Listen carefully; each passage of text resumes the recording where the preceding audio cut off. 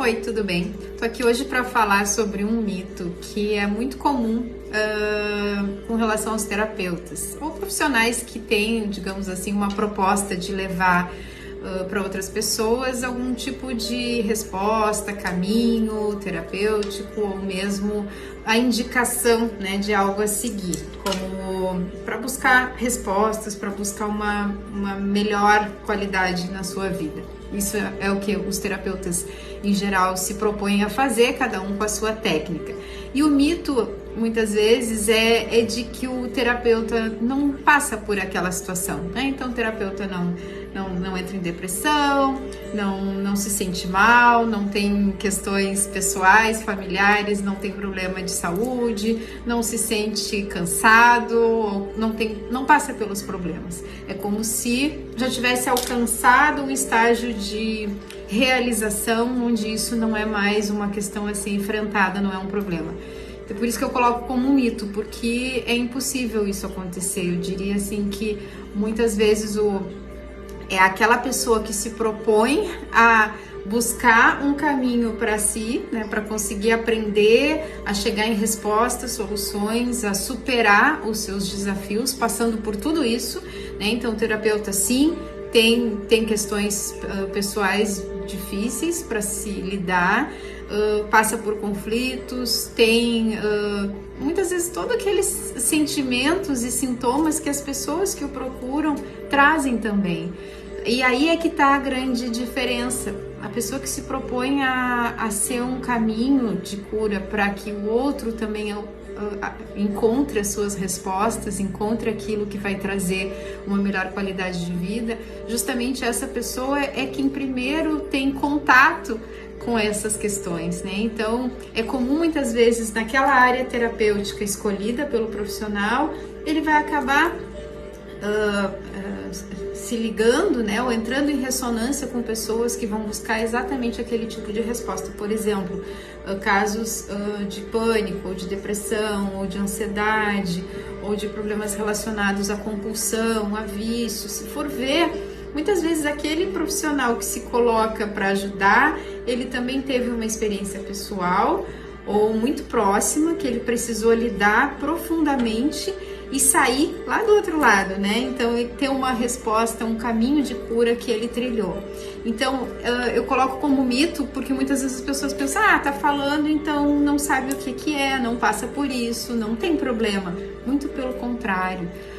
Eu, como terapeuta, posso dizer da minha experiência, né, que muitas das matérias, dos conteúdos, das questões que eu trago, elas também partem dessa experiência pessoal e de uma busca de resposta, de caminho, de cura. Num primeiro momento, olhando para questões minhas, onde eu tenho que aprender, e logo em seguida me colocando para levar isso para outras pessoas.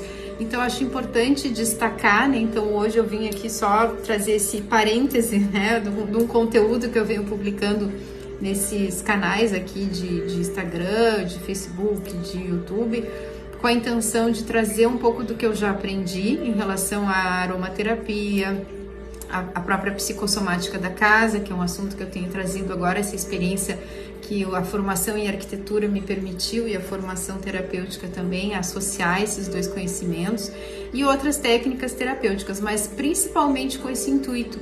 E quando eu falo isso, eu falo também para dizer dessa minha experiência e para colocar para que outros terapeutas, e aí é uma característica também do meu trabalho, eu acabo nos cursos ou nas vivências, tendo contato com muitos terapeutas que buscam mais uma ferramenta, mais um instrumento terapêutico, como por exemplo o uso dos óleos essenciais. Na psicoaromaterapia, nos cursos que eu faço, eu acabo passando maneiras de usar os óleos essenciais, então se destina propriamente para pessoas que querem fazer o uso ou para si ou para outros, né? Então é muito comum que os terapeutas me procurem nesses cursos para também ter mais um instrumento para usar no seu trabalho.